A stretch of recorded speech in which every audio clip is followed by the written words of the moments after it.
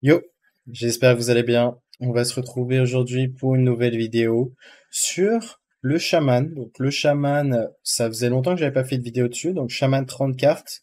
Pourquoi 30? Parce que c'est bien plus stable que 40 cartes. La liste que j'avais présentée il y a un petit moment. Et l'idée, c'est que ce week-end, il y a eu un week-end de compétition et qui est encore en cours. C'est les GM Grandmaster Lascaux. Et donc, on a des listes un peu plus à jour, on va dire optimisées pour la compétition. Et donc, c'est des listes qui vont marcher également en ladder. Donc, il y a deux listes que j'ai envie de vous présenter. Il y a une autre liste, c'était voleur bingo. Ça faisait un moment que je vous avais pas présenté de liste. Et pourtant, c'est une des meilleures listes actuellement de ladder. Et pas que ladder.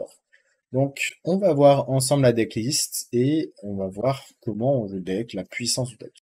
Au passage, avant toute chose, je vous invite à voir la chaîne de Fichou et les vidéos en commentaire dans ma description de cette vidéo. Et vous avez la review qu'on a fait ensemble. Donc c'était plutôt intéressant et ça nous a permis, nous deux, de voir des synergies qu'on s'attendait pas ou justement de réévaluer certaines cartes. C'est vraiment une analyse complète de la prochaine extension. Si vous voulez mieux appréhender la prochaine extension, je vous invite à la voir. Et peut-être que d'ici là, je ferai une analyse plus poussée de synergie, analyse de synergie et potentiellement même des théories craft, c'est-à-dire des decklists théoriques qu'on pourrait avoir une fois que l'extension arrive. Et voilà. Si jamais ça vous intéresse et que vous avez envie de voir un petit peu quelles inventions je peux faire ou quelle optimisation par rapport au deck qui existe déjà je peux faire pour la nouvelle extension, n'hésitez pas à me le dire dans les commentaires. Donc la liste qui est jouée, j'ai pris la liste de Fury Hunter qui est jouée. On a un seul sort à 5, là où certaines listes vont jouer deux sorts à 5. Surtout, qu'est-ce qui va changer par rapport aux listes initiales qui étaient jouées de Shaman? C'est l'ajout de Bloodlust. Bloodlust, ça devient tout simplement une carte qui est constamment ajoutée en Shaman parce que vraiment, c'est la carte, même si tu as un faible board à base de 1-1 par exemple, et ben hop, t'as la Bloodlust et tu peux vraiment faire beaucoup de dégâts. Donc si tu tues pas l'adversaire, ça fait beaucoup de dégâts. Et derrière, tu as le follow-up Brucan pour tuer, avec une chance sur 4 d'avoir l'Hero Power qui inflige 6 points de dégâts. Et bien évidemment, quand tu joues Brucan, c'est tu choisis 2 des 4 Hero Power. Soit inflige 6, soit soigne 6 de tout le monde, soit inflige 2 points de dégâts à tous les serviteurs adverses, soit 2 de 3 taunts. Et bien sûr, tu peux le répéter grâce aux petits Mako, les perroquets, qui vont répéter le dernier cri de guerre. Ça peut être un moyen de finir l'adversaire avec Bran, plus perroquet, du coup ça devient quasiment t'as de grandes chances de choper le burst, hein. Peut-être même si tu as hero, tu peux choper deux fois le burst, si tu as besoin de tuer vite l'adversaire. Et voilà, on va voir les autres forces de Bran et Bolner, donc c'est deux cartes qui vont répéter, ça va être assez différente. On va dire que Bolner peut parfois être meilleur que Bran, ça va dépendre. Là, par exemple, si on fait Bolner et Clonefish, derrière, on peut vraiment spammer plein de Murlocs, hein. Si on a le Ravager, on va piocher tous les Murlocs et ça va vraiment répéter le premier cri de guerre qui a été joué pendant cette partie, enfin pendant ce tour. Et derrière, ça peut permettre de faire un plus gros board que si on faisait juste Bran Clonefish en soi. On va voir des cartes intéressantes, enfin des techs intéressantes comme le Okani qui est tout le temps joué, hein. Le Shaman, c'est trop fort. Et avec Bran, ça va être meilleur de faire Bran Okani que Volner Okani par exemple. Pourquoi? Parce que Bran Okani fait qu'on va counter et le prochain spell et le prochain serviteur, là où avec Volner, ça va être un 50-50. Volner va répéter le cri de guerre de manière aléatoire et à tout moment, ça fait deux fois serviteur ou deux fois spell. On a l'ajout du Plurgle qui était présent dans les 10-40 cartes que j'ai présentées de Jambre. On a le T7 qui fait son apparition dans la liste 30 cartes tout simplement parce que c'est un très bon colossal. Et ça a de quoi être game dans certains match-ups. Vraiment, ça vous protège en plus de ça. Et si c'est pas géré, s'il n'y a pas de silence, ça peut être très fort. Une des meilleures cartes du deck, ça reste toujours la Caverne pour la jouer sur 4. Le Clonefish pour jouer sur 3. Et dans certains match-ups comme Board Priest, vous avez besoin de faire le Mutanus le plus tôt possible. Donc Clonefish, une toute pièce Mutanus, ça peut être une façon de jouer deck. Et on peut avoir également le Ravager qui peut chercher le Mutanus.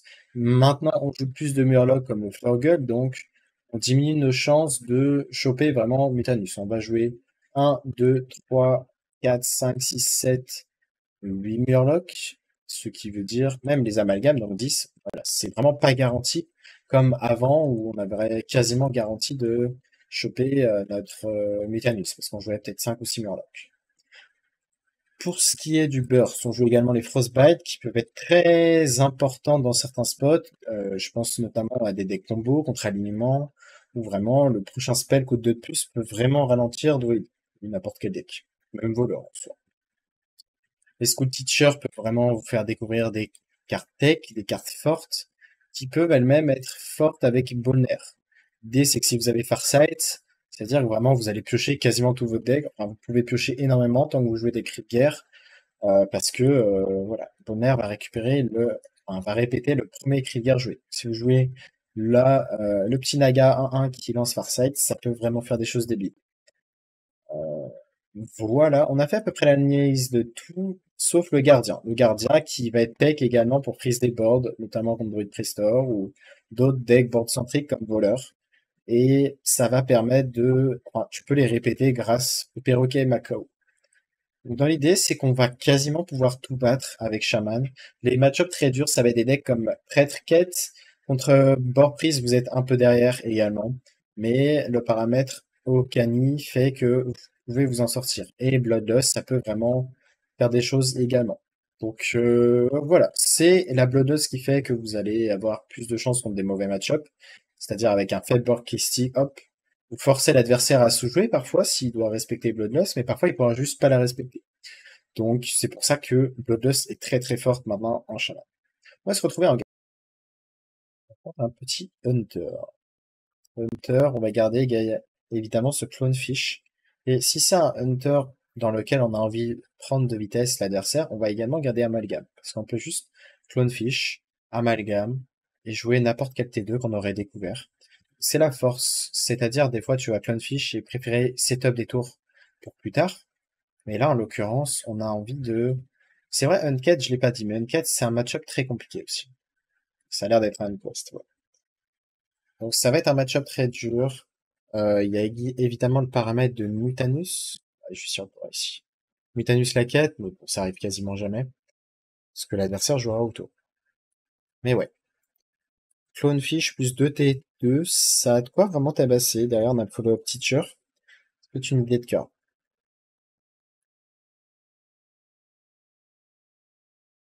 Oh. On va Clonefish et ça pour sûr. Intéressant. Le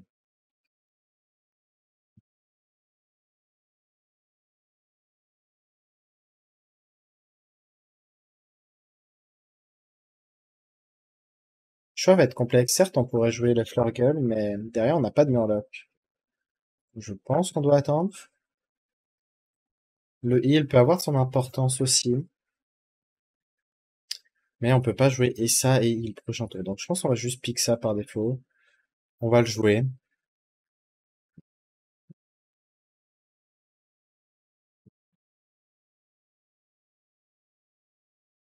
On risque de faire ça prochain tour. Derrière, on va piocher plus de ressources, plus de Murloc. Et ouais, ce match-up est vraiment terrible.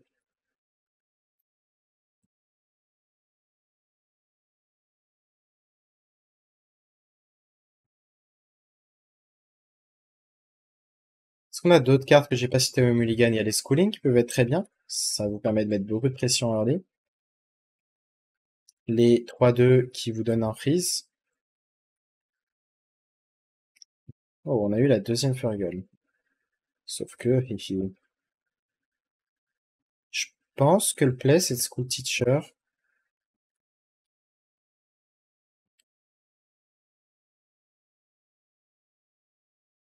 On n'a pas envie de déclencher l'exposition. On veut garder notre board.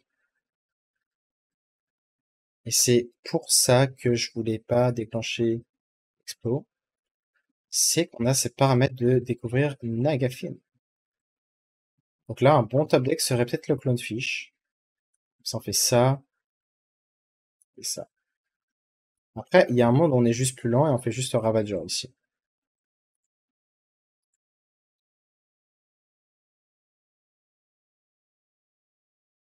Je pense qu'on aime bien si on parvient à piocher Clonefish. Il va vraiment se demander pourquoi on n'attaque pas. On risque de s'en douter, peut-être.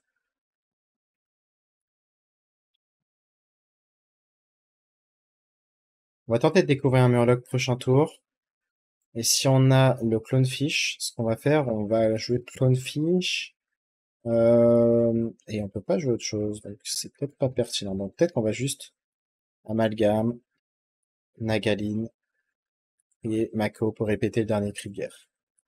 Donc voilà, c'était l'out à prendre dans ce genre de match-up. C'est même un out qui vous permettra de gagner des mauvais match-ups. Je pense notamment à Demomine. En Demomine, je m'étais affronté à un chaman qui était de base un bon match-up, mais j'avais perdu sur Nagaline.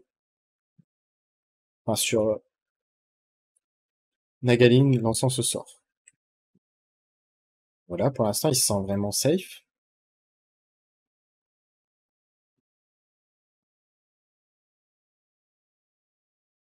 Et il ne s'attend pas du tout.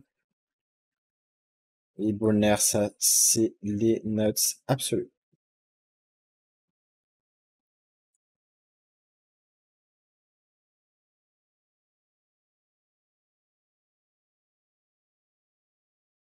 C'est les nuts absolus.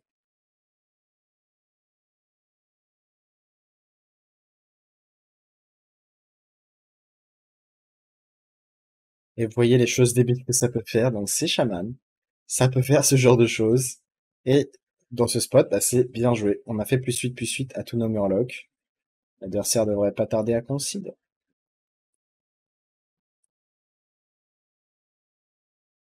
Est-ce qu'il est pas juste mort en fait? Mais il est juste mort en fait. Donc voilà.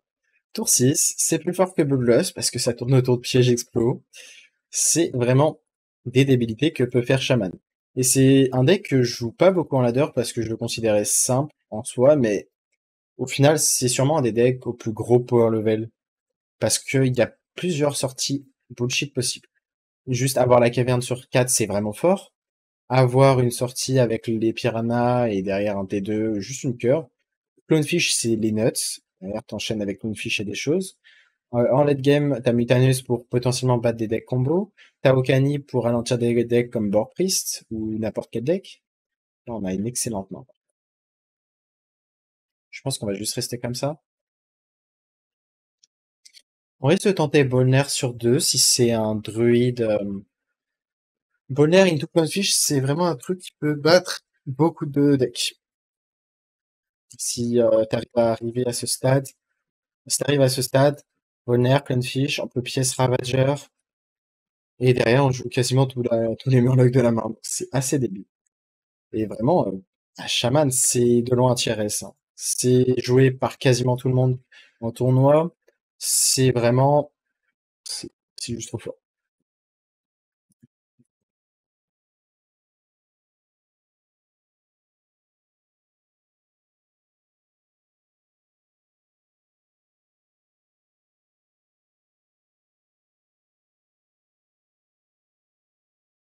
Donc ça peut être vraiment trois druides différents, aggro. Aggro, je pense que c'est un match-up fine.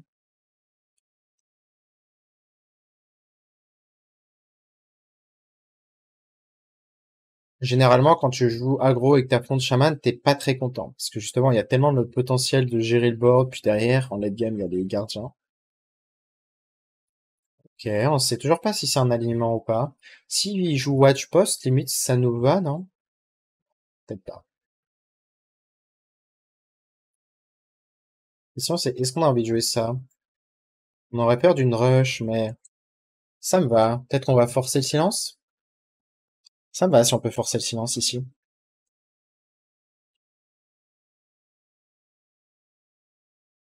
Et ouais, vraiment, ce deck, si vous le pilotez parfaitement, vous pouvez beaucoup monter. Alors, on a forcé le silence. Donc, Annie va être clutch. On va jouer ça maintenant avec Face.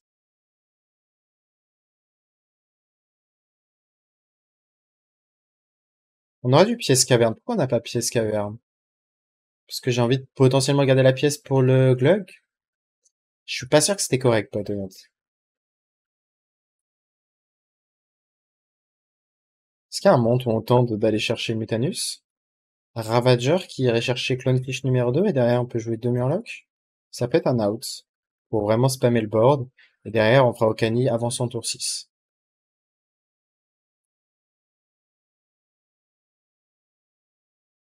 Il va tout gérer ici.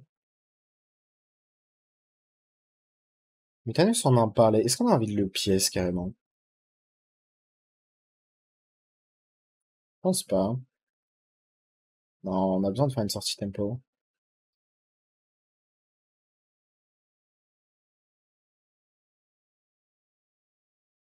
Hmm, je pense qu'on va développer ça d'abord. Ça me paraît plus pertinent que de vraiment profiter du Flurgle ici. On aurait pu se dire en Flurgle pièce ça, mais ouais, Lady. Donc on a pu tenter Mutanus, mais statistiquement, ça me paraissait pas correct. On tournait autour du fait qu'il est Lady, sans avoir eu de carte pour la piocher, sans avoir de Keep Mulligan, et autour du fait qu'il est Innervation.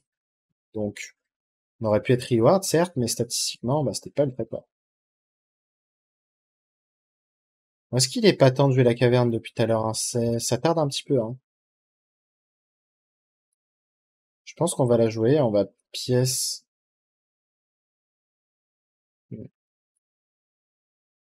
On aurait dû faire une découverte d'abord. Parce qu'on va prendre ça. On va prendre sa value trade.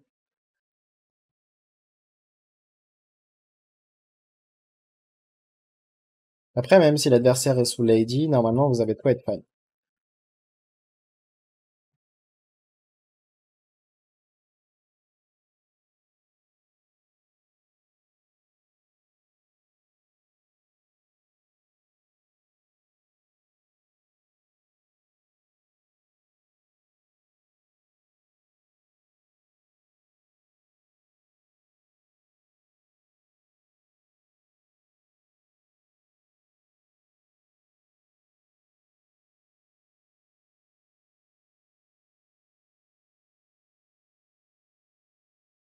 Déjà, on a un Drake qui est très chiant. En vrai, globalement, je pense que le match-up est fine parce que Android, je le perdais beaucoup ce match-up côté druide. Mais malheureusement, c'est trop rapide. Sans avoir pioché, du coup, on n'avait pas l'info, on n'a pas tenté Mutanus, ni Okani. Parce que statistiquement, c'était pas correct. Et du coup, on se fait battre par... On a fait un bon play overall, mais bah, on se fait rect, du coup.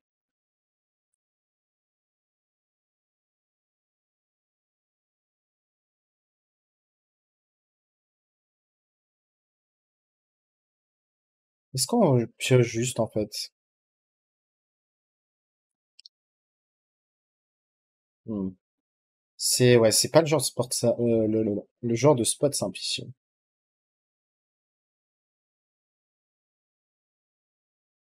En fait, je pense que la clé, j'ai essayé d'identifier vraiment le moyen de gagner cette game de ce spot.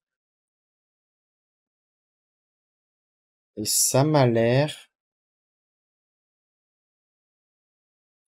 parce que j'ai réfléchi, ouais. Ça m'a l'air de passer par un glug. Derrière, on part du principe qu'il a pas de silence, qu'il aura pas de moyen de le tuer. Et derrière, on fera un gros tour à base de plein de murlocs. Donc il faudra piocher le clone fishing.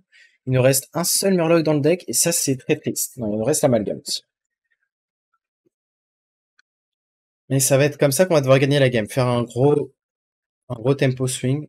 Et la deuxième Drake. Vraiment, bah, les Drake primordiales, ça le carry, hein, parce qu'on peut pas setup notre plan de jeu glug à deuxième silence en plus. À découvert par amalgame.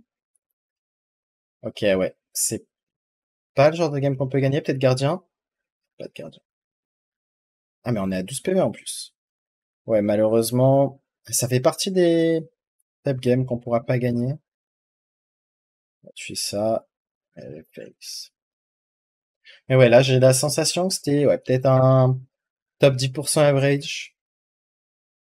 En termes de séquençage, je veux dire. Juste le fait d'avoir Innerve Lady et derrière des bons dragons, un autre silence. C'est vraiment beaucoup de choses, hein. Composting numéro 2. Après, c'est pas fini en soi, hein. Si on arrive à freeze le board, faut piocher le gardien. Pas de secret. On est très bas en PV.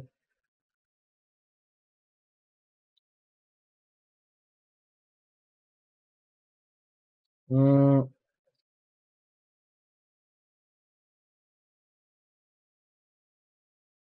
Pas assez de murlocs, hein.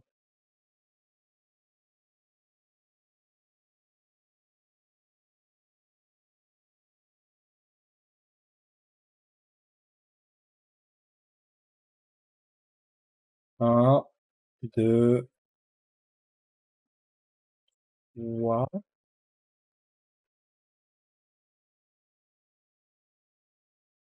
On va faire ça quand même.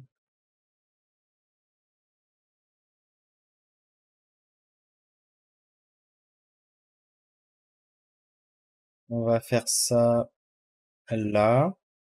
Ça a boosté l'attaque de ça en plus. C'est pas mal. Ça là et là.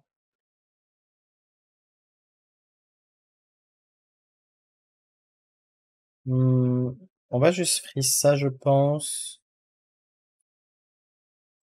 Allez, face, trade ça. En soi, le spot est pas si mal, mais bon. On s'attend à un Deathwing ou n'importe quoi. À l'extra Zad, quoi, vite finir la game également. Là, malheureusement, on va dépendre des dragons et de leur puissance.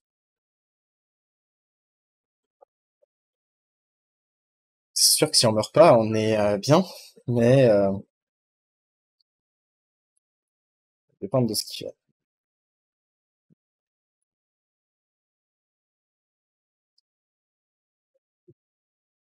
On va avoir le dragon. Et ça serait fin de game.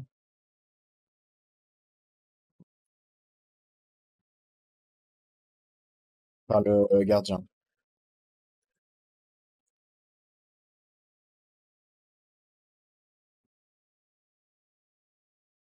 Il n'y a pas tant de sorts que ça. Aquatic Form peut être chiant.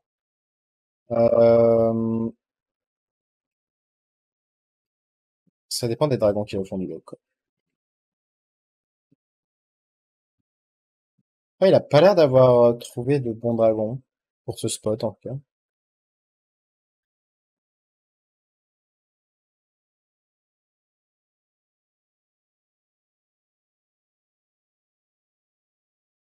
Ok, bon.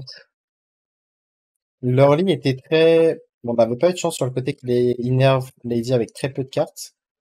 Mais du coup, on s'en sort bien. Donc, on va juste cooling, hop, hop. Et on voit qu'on peut faire des choses comme ceci, Bloodlust, et l'attaque de ça devient débile. Ah non, ça gagne les stats originales.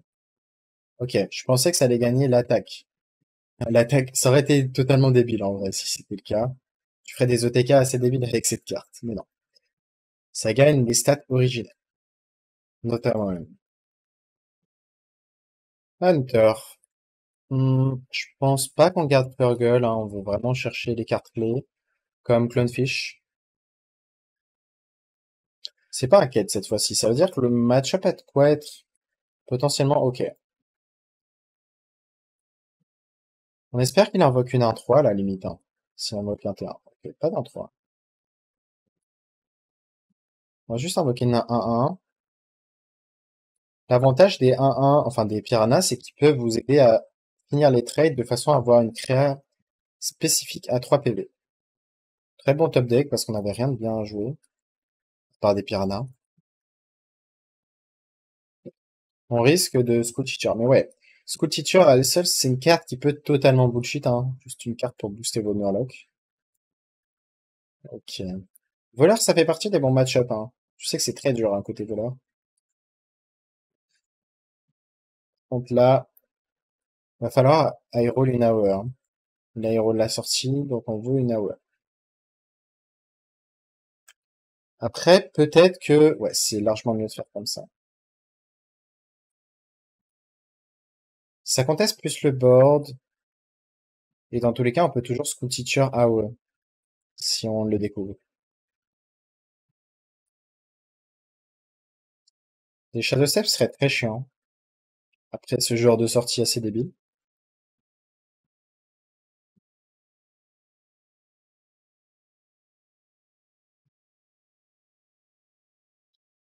Ouais, bah AOE ou bien joué.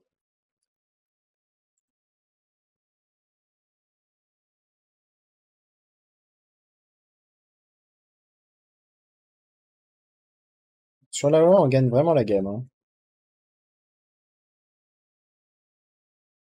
Bah, il y avait deux AOE, il y avait le sort de feu en plus. Ah, vraiment dommage.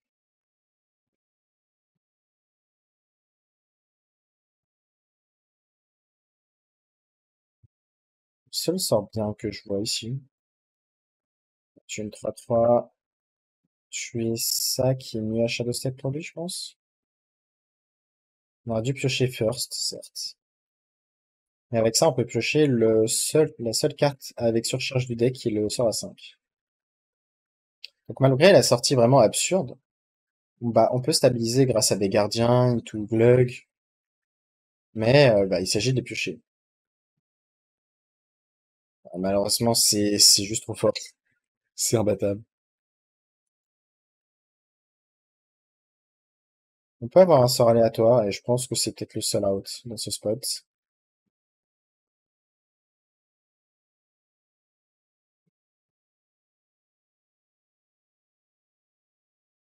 Non, ça fait ça.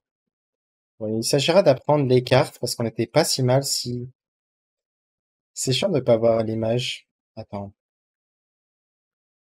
Ah, si, j'avais l'image. Ok, bon, petit tip, si jamais vous avez la carte, mais vous savez juste pas ce qu'elle fait, vous regardez l'historique. Là, on aurait dû être à 9 PV et avoir une 3-3. Dommage. Bon, on était encore dans la game. Est-ce qu'on allait gagner? Je suis pas sûr honnêtement, mais on restait dans la game. Si on avait eu ce tips. Au moins, voilà, j'ai fait l'erreur. Ça va vous apprendre que vous pouvez voir avec le perroquet dans l'historique le sort que vous avez eu. On affronte un petit guerrier qui n'est sûrement pas un guerrier mais un voleur. J'en affronte vraiment aucun des guerriers. On va garder, je pense, ça et tout ça. On pourrait se dire, on garde Amalgam quand même, parce que contre voleur, c'est bien le genre de sortie tempo comme ça. Ouais, on va rester avec cette cœur. On a pièce ça potentiellement. Donc potentiellement, on a ça en OT2, pièce 5-4 rush. Et vous voyez que ça fait des curves explosives en termes de stats. Parce que 3-2 de stats sur tour 2, ça fait quoi? 3-2 plus 2-3, donc ça fait 5-5, plus potentiellement une 3-2 ou une 4-3. Celle qui gagne plus 1, donc ça fait un truc comme 8-7 de stats. Non, 9-8 de stats au maximum au tour 3. Et derrière, pièce 10-8 de stats. En fait, la force du chaman, c'est vraiment les tours au power level de board insane, en plus d'avoir du follow-up en late game. Avec le gardien, avec le colossal, le héros, c'est ce qui rend le deck aussi fort.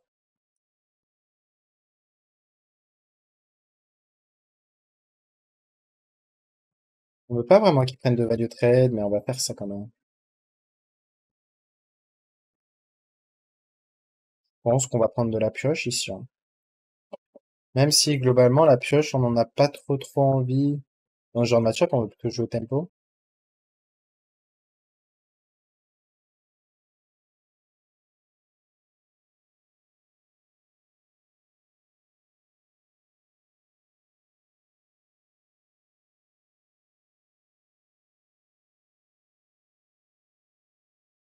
Ok, je pense qu'on va juste tranquillement faire Ravager et One Shield.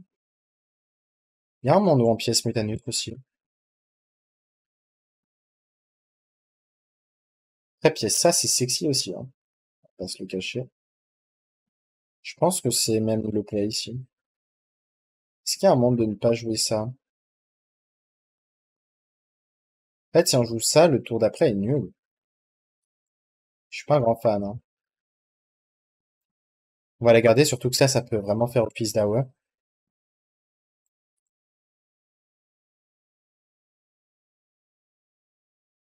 C'est une bonne roue. Donc on va juste piocher des Murlocs. Dommage, on a lopé le Clonefish. On tabasse. Là, il est déjà à 14, c'est top létal. Et ouais, je sais pas si vous vous rendez compte, mais on a quand même des grosses possibilités de comeback, hein. Juste parce qu'on peut freeze le board, ce qui est une chose assez euh, débile en soi. Parce que tu frises le board, en plus de mettre toi-même du board, tu peux répéter les cris de guerre. Et du coup, c'est un côté comme time out. Par exemple, time out de paladin, le côté gagner un tour, c'est le côté freeze the board, clairement.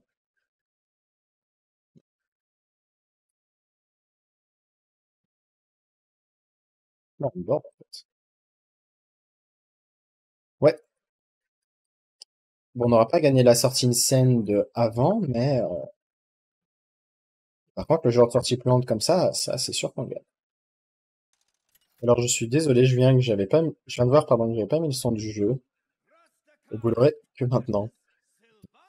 C'est un peu.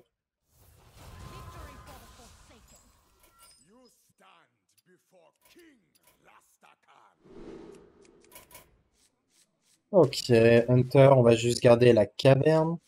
On pourrait considérer Bolner, mais je suis pas fan s'il y a une sortie 1-3, into buff. Si c'est un quest, c'est pas fan non plus si t'as pas exactement autre chose. Et vu que t'as pas la pièce, c'est trop ambitieux de le garder. On voit que c'est dur de profiter de Bolner maintenant. On va juste préférer le top deck plus tard.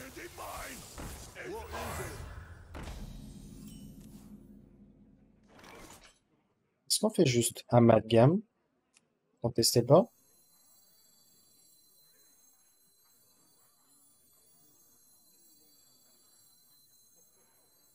Je pense que oui. Bon, il a l'air d'avoir le buff, hein, vu le play de keep. Malheureusement, on ne peut pas contrer ça. Un schooling sur un, ça aurait fini la game. Sorry, Squishy, I'm working.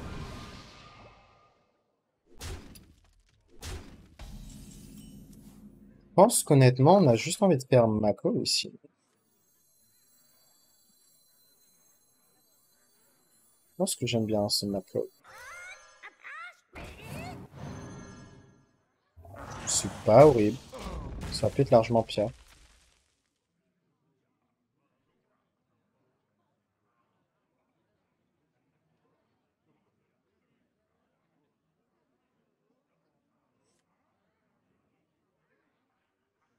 Fais pas de place sous the petit à base de Frostbite, hein, évidemment.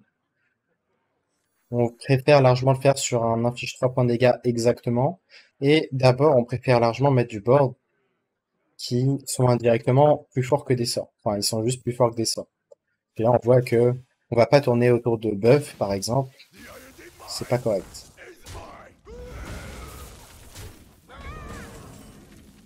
Là, on va juste faire ça.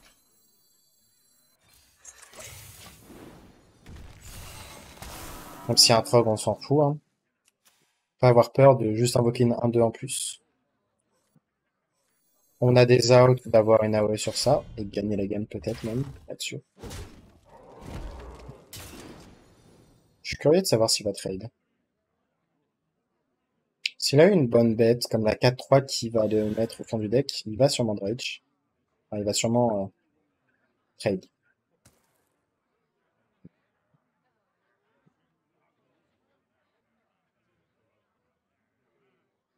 Un truc que tu peux faire contre les procs, c'est board lock l'adversaire. Ça peut arriver.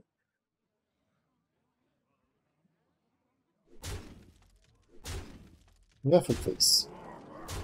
On peut le punir avec une petite AOE. Who here can spell Zinjari? Anybody?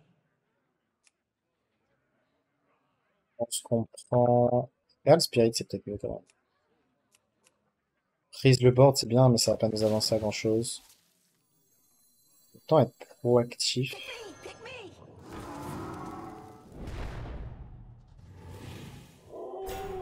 Je pense même qu'on va freeze le héros ici. S'il a exactement la 4-3 rush. You are so cute! Yes, you are! Il a eu la 4-3 rush, comme ça on lui laisse pas la possibilité de faire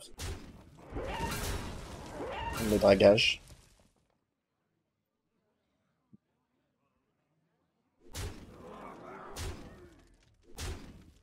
Donc très loin en PV.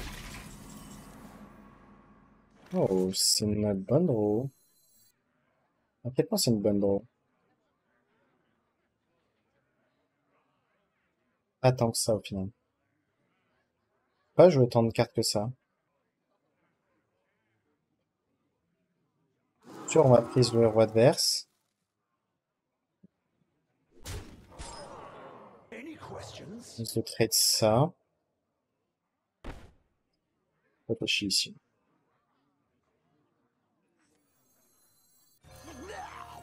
On va faire ça quand même. Parce qu'on va juste ignorer les trolls. Any questions?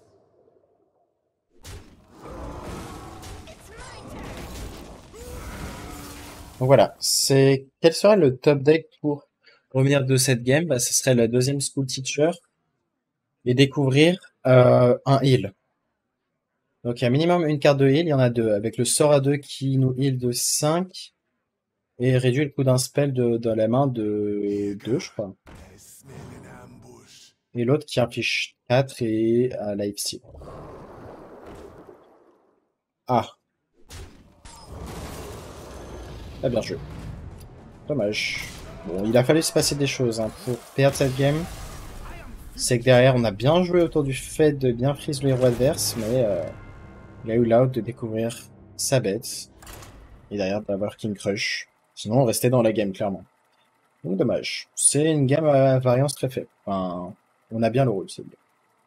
Parce que je pense vraiment que le match-up est très très faible.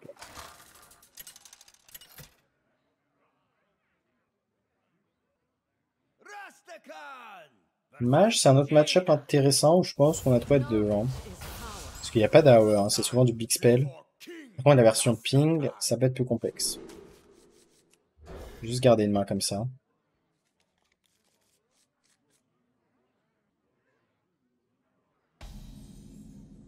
Ah, I see you've brought guests.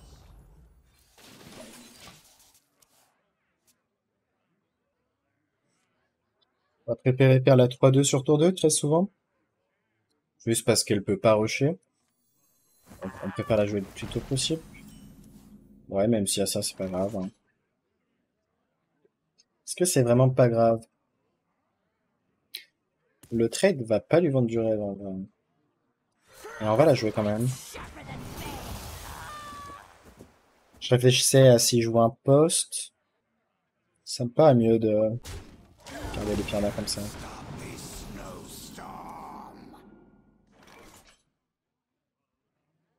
Rose Bite, ça peut bien le ralentir.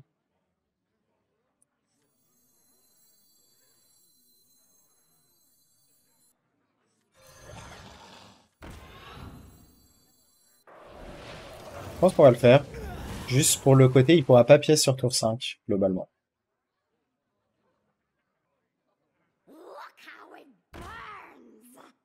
Quelle est cette version? C'est malin joué ça.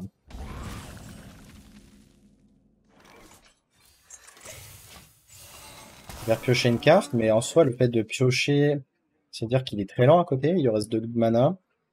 C'est fun s'il pioche. On va finir le trade avec ça.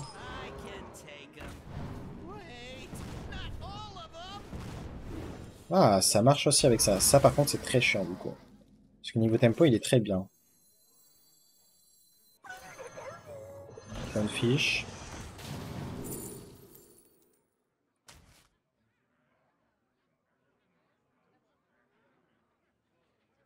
Est-ce qu'on se dit si ping, c'est pas grave?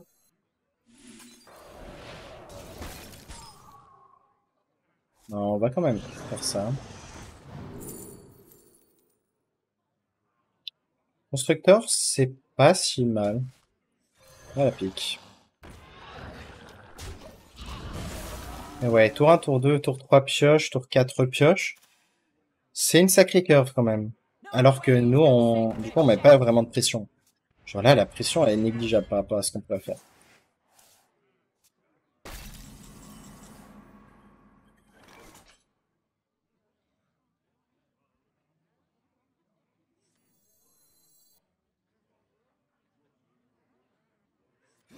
On va faire ça pour filtrer le deck ici.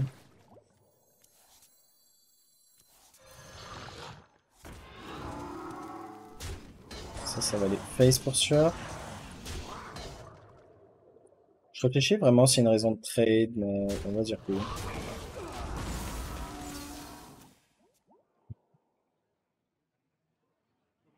S'il a envie de swapper les coups de 2 sorts,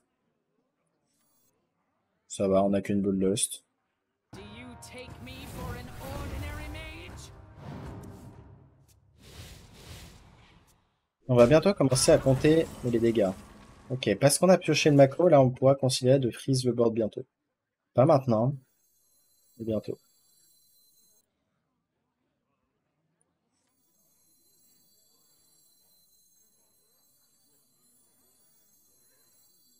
Euh, For my je pense qu'on va juste attendre et faire ça.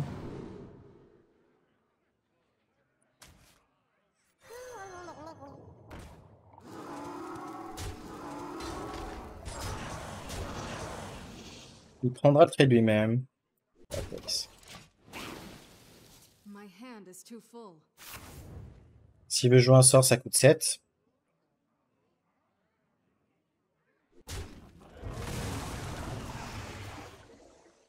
Et la question c'est est-ce qu'il choisit de jouer les dragons ou pas? Il choisit la boxe.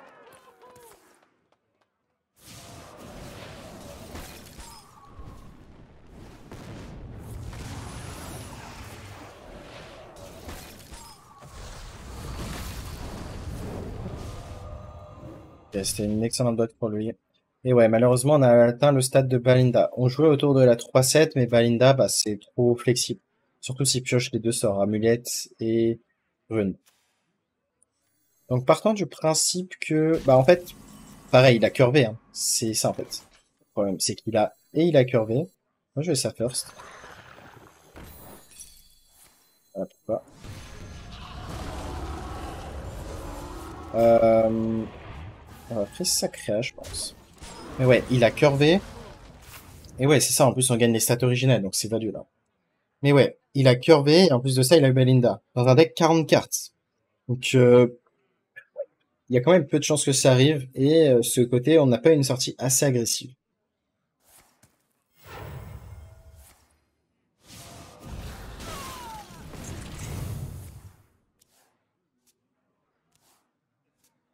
Ok, pour une fois, c'était une box nulle. Il va peut-être jouer des dragons, mais c'est même sûr. Ah, il a les deux sorts en main. Ok.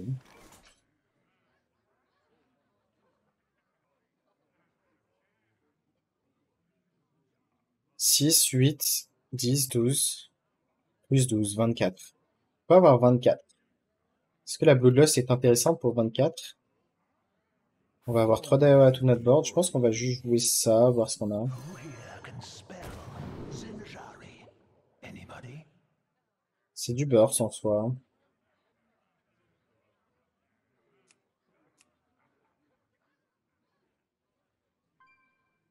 En soi, le Snowfall est pas mal, mais je pense qu'on peut se permettre de aller en burst ici. My hand is too full. Ouais, j'aime beaucoup. Comme ça, lui, on le met à 6. Derrière, on le met à 3. Et il nous manque 3 de burst, concrètement. Frostbite, ça marche. Flurgle, est-ce qu'on peut jouer à cette carte? 3, 6. Ça peut être limité.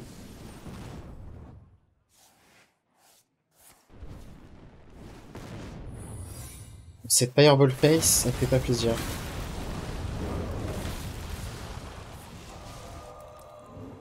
Ça fait vraiment pas plaisir.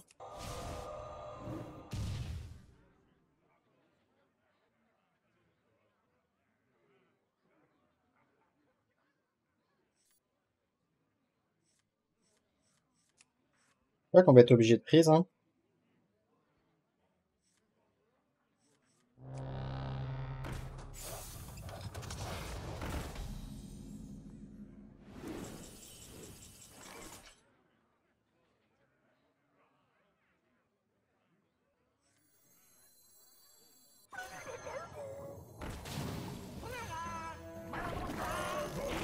Ouais, pas le choix de prise ici.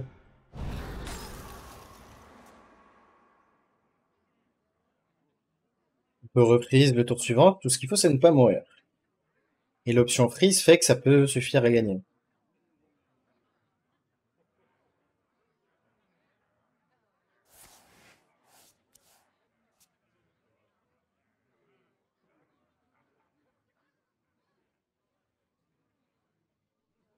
que concrètement, il joue le Varden, le T4 qui peut freeze tout notre board, mais c'est tout. Il joue pas de spell qui peut freeze le board. Il joue la 2-3 qui peut ping. Il en a déjà eu une, donc il joue un des 40 cartes, peu de chance qu'il ait à nouveau l'autre.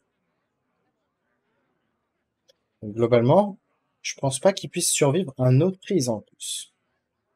I bring the muscle and the magic. C'est un taunt. Il peut avoir barrière de glace au passage.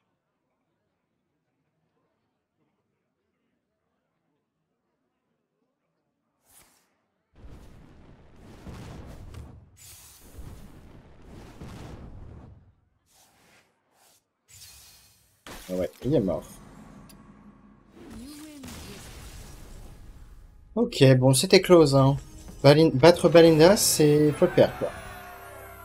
Mais vous voyez que au moins ce deck a des outils. Vraiment, ce deck a la capacité de, j'ai envie de dire, tout battre, parce qu'on voit qu'on bat la meilleure sortie d'un des meilleurs decks du jeu. Un druide, druide, on va seulement garder le schooling. Ce T2 n'est pas inquiet, on peut faire largement la 3-2. Celle-là. Et derrière, clone fishing, puis faire de la magie. I see you've brought guests. Ok, bon, pour l'instant, on a de quoi cheater mana, ça c'est bien. Mais, on n'a pas de quoi avoir de la value. The Seed Lord is all treasure. Bloodlust, déjà, ça nous met un plan de jeu, mais 40 PV, c'est dur à chercher, surtout qu'il met du board entre temps. Je pense que ça risque d'être Clonefish tous les jours sur 2. C'est bien, c'est un tour lent. Et on a du follow-up. Là, le fait d'avoir la 3-2 de setup, c'est vraiment assez fort, surtout si on a en plus un gros tour de tempo. À tout moment, on part en deuxième Clonefishing, Mutanus.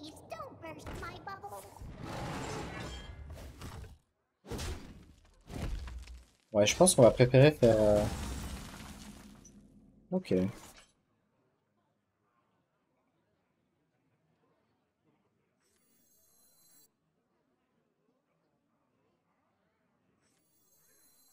On va faire ça first. C'est pas une séance qu'on a pioché malheureusement.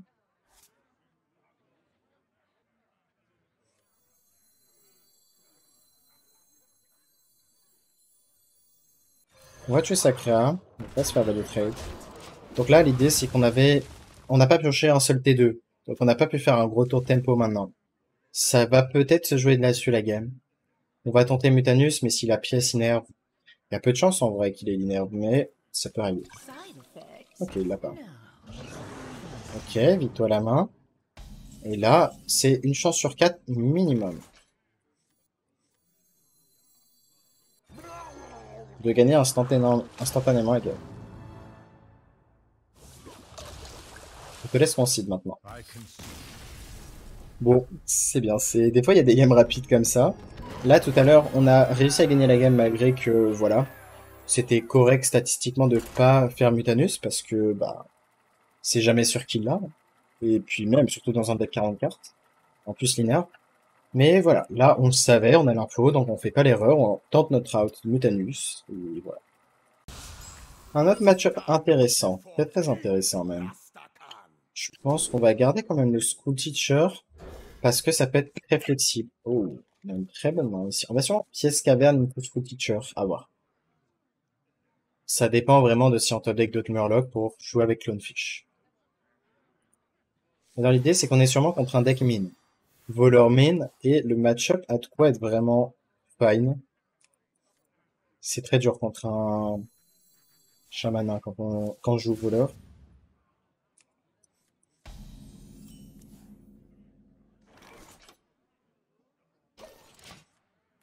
On garde cette pièce pour caverne. C'est lent, il a pas d'un 3, il a pas de 2-2 non plus.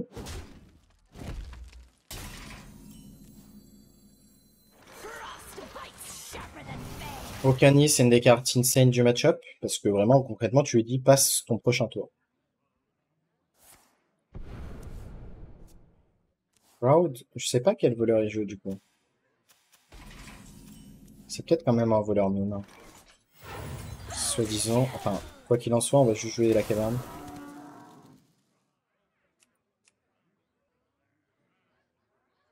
Et vraiment, un des moyens de dire quand est-ce que je veux jouer le Clownfish, c'est est-ce que j'ai l'amalgame? Est-ce que je peux jouer vraiment un retour de tempo? Et amalgame en fait partie. Ouais, malheureusement, là, ça va être très très dur, hein. Il faut Okani, je pense, sinon c'est ingagnable. Enfin, Okani, vraiment, ça le fait perdre du temps, hein. C'est assez insane.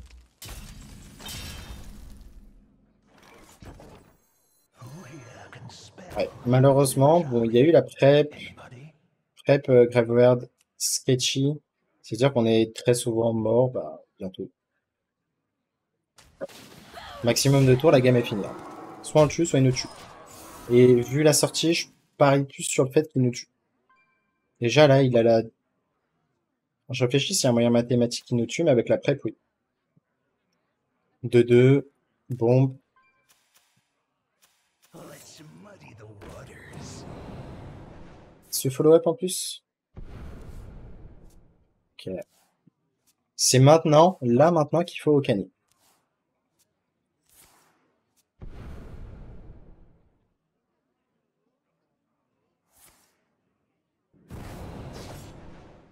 Le problème, c'est qu'on n'a pas de carte à 3 PV ici. Il y a un monde où on doit faire Mako et Frostbite notre propre Mako pour vraiment le ralentir, hein, parce que sinon la game est finie. Et il y a un monde où on a quand même setup létal dans tous les cas. Oh, c'est bien qu'il nous donne une target ici. C'est vraiment clutch. On va jouer ça pour le côté lifesteal.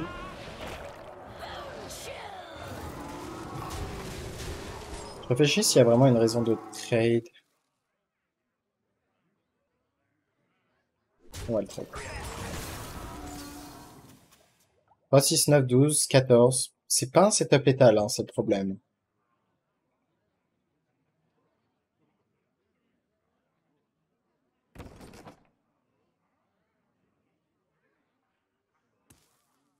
Vous voyez que le genre de cartes comme Frostbite, Okani et Mutanus, c'est vraiment les cartes clés dans des spots précis.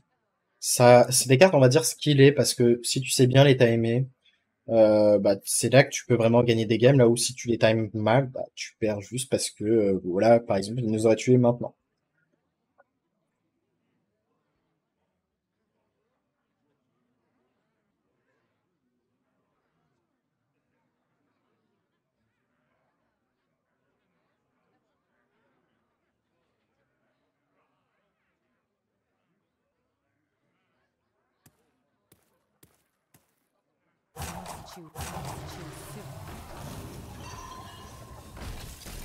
On est peut-être déjà mort, hein. C'est loin d'être impossible.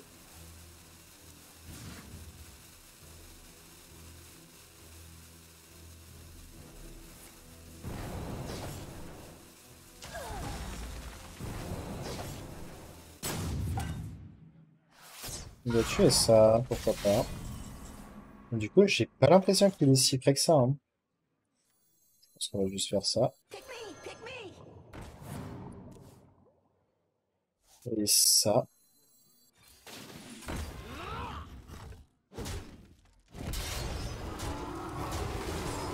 C'est pas complexe pour lui de gagner maintenant. Pour un sort aléatoire qui te carry, quoi. Donc ouais, malgré une sortie qui me paraissait insane, il a pas touché Draldagony sur le smokescreen. Mais en même temps, c'est anti-synergique, je trouve, de jouer le Shroud qui pioche des serviteurs et qui peut piocher potentiellement des serviteurs T5. Let's muddy the Je pense que juste c'est très nul de jouer le Shroud. Et voilà, aussi. Donc, erreur de deck building de Liz qui joue. Parce que derrière, c'est normal que sa smokescreen peut être très nul.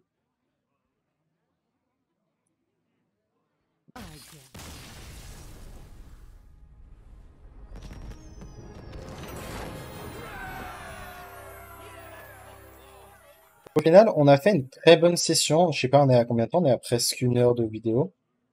Je pense qu'on va arrêter là pour pas que ça dépasse non plus plus d'1 heure.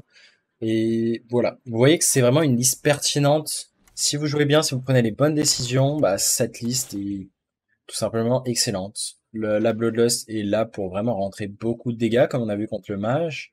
Okani, les Frostbite qui sont là pour ralentir l'adversaire. Contre Mage, faut s'adapter. On se vide juste de tous nos spells pour justement qu'il n'ait pas la 3-7 Naga qui échange les coups des sorts. Et c'est facile de se vider des sorts, vu qu'en soi, on n'a pas beaucoup de sorts. La caverne, on va la jouer sur 4. Les sorts early, on peut les jouer facilement. Donc, c'est vraiment la force du deck qui s'adapte à quasiment tous les match-ups. Sur ce, j'espère que cette vidéo vous aura plu et on se retrouve très bientôt, sûrement pour le voleur bingo. Tchuss.